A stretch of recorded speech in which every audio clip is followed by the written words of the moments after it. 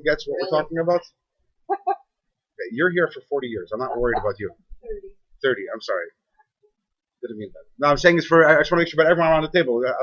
If I speak too much in Hebrew and you don't get, raise your hand or just throw something in. So Eev, Job turns to God and says, "You created tzaddikim, you created Rishayim." Says the Alter Rebbe, "What do you mean?" This goes against one of the basics of our belief system, which is that God doesn't create righteous people. He doesn't create evil people. He creates people, and then people choose to be either righteous or to be wicked. So what does it mean? So half of the question we already answered 13 chapters ago, and now we're going to get the other half of the answer. 13 chapters ago, the Alter Rebbe says, what does it mean when in Perek Gimel, when Eve says, "Barasa tzaddikim," you created tzaddikim? It means that God created certain unique individuals who have the potential to be tzaddikim, to be fully righteous, because most people don't have that potential. Most people are perpetual strugglers. So God doesn't create tzaddikim, but He creates people who are potential tzaddikim. But ultimately, even the tzaddik had to choose to get to where he or she is, and the tzaddik has to struggle to get where he or she is. And the tzaddik starts off by getting to being a beinoni and then moving up, as opposed to the common perception that someone who's a tzaddik is born righteous and never has any temptation or anything, which that actually would go against the Jewish principle of freedom of choice. Maybe very, very rare exceptions like Moshe Rabbeinu. Yeah, but that's not the average way of doing things. And even that we have to understand. What does that mean? What does that mean? And if a person is always a tzaddik, what reward does he get? Why would he even get a reward? If he's a automaton, is that how the word goes? If he's a robot and he was created to be righteous, it wouldn't even be something special then. Is that why Moshe Rabbeinu was very humble? Because he realized that his talents and his capacities were greater. It doesn't necessarily imply that he didn't choose to do the right thing.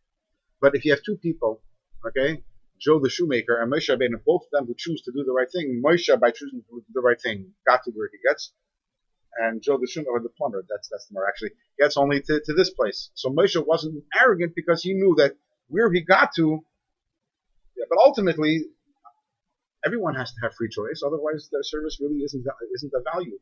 They're angels. And what do we think of angels? They're very holy, right? But they're not very great. They're very holy, but greatness comes from personal choice, right? So, that was the answer to the first half. When Eve says you created tzaddikim, it means you created people with the potential to be tzaddikim, the potential to be perfect. But what does it mean, Barasa Rishayim? You created people with potential to be evil? Doesn't everyone have that potential? Alter Rebbe says, you created people who, let's do this inside, he says. And therefore Eve says, Barasa Rishayim, he turns to God and he says, you created Rishayim, evil people. This doesn't mean, God forbid, that Eve says that God, that was implying that God created people who have no choice but to be evil, to be Rishayim. Rather, God created people who are similar to Rishayim in their thoughts, in their way of thinking. In other words, to put it in different words, God created people with evil psychology, with evil, and these people who were created that way will never change. Their thought process and their way of thinking and their desires are always going to be that of a Rasha. And their job is to constantly combat it.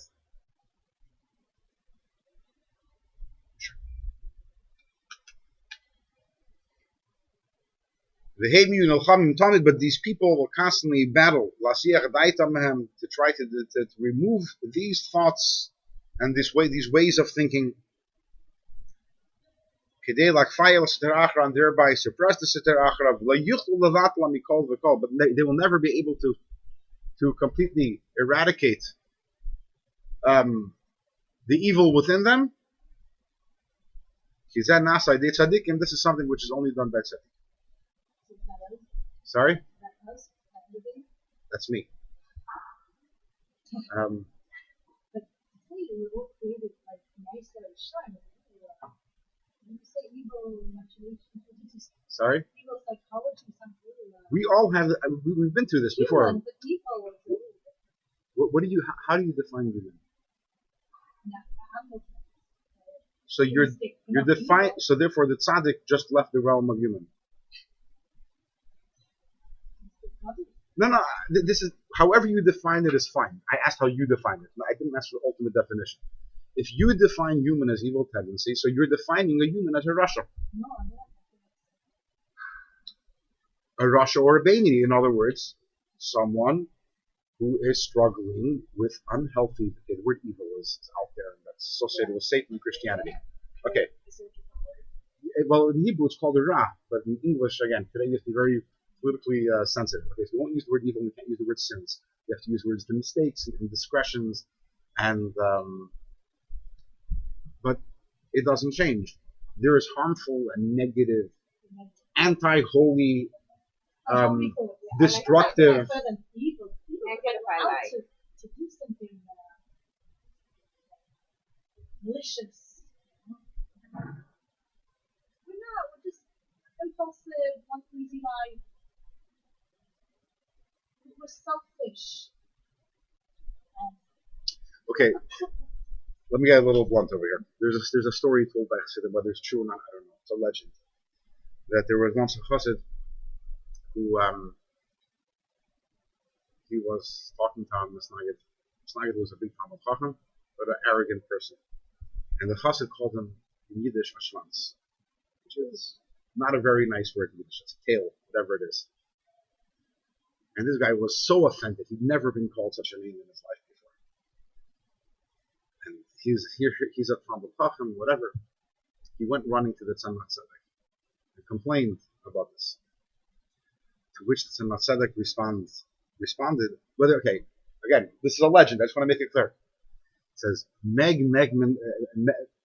Zain Megmen, I forgot English, bottom line is in English, to be one is fine, but to call it by its name is not fine. In other words, the only problem is identifying it by its name, but the fact that that is the truth, that doesn't bother you. In other words, no, maybe we should call it evil, because maybe when we don't want to call it evil, and we have to ask ourselves, why don't we want to call it evil? Is it maybe because we're trying to excuse past, or maybe then if I do it again, it's not so bad because it's just human and negative, but it's not evil? And maybe calling it for what it really is. Yes, when we go against Hashem, it's evil, because when I shoot someone else, is it evil? Okay, when I do an Avera and thereby I'm shooting my Neshama, is that evil? Okay, so let's call it what it is. You know, in last week's parsha we have about the Ari Miklat, the whole thing, and I find it fascinating that in the Torah we have Ari Miklat around 5 times mentioned. Really, not just mentioned in passing. You have once in Matis and once in Mishpatim and once in last week's parsha and once again, maybe it's 4, but so these 4 maybe 5 times, and not mentioned in passing, but where it goes, it tells us exactly what it is. And it's I always wonder why. Why does the Torah talk to us? Your Miklat are the cities of refuge where people who kill others accidentally have to run away. And I don't know the reason, but I suspect perhaps one of the reasons is, if you look in Chassidus, what it is. And Chassidus says every time we do an Avera, we're committing manslaughter. Because it's not fully intentional. Yes, it's not with the evil intentions. We don't mean to do the damage that we're doing to ourselves and to our own neshama. And surely, if we would recognize and realize the gravity of what it is, we wouldn't be doing it. So it's accidental, but it doesn't change the fact that it's accidental murder. And how do we? And the Satan is there to attack and wants to kill us for it. The Satan is the redeeming avenger, and we have to run away to the city of refuge. And the city of refuge is Torah. This is what. And I wonder if that's not the why it says it 5-6 times, because maybe it's a message we really, really, really have to take to heart. That this, if we've been guilty of this and this, and who amongst us can say that we're not guilty of that? This is what we have to do. We have to run away to Ir Miklat, the city of refuge. God is our refuge. There is our refuge, etc.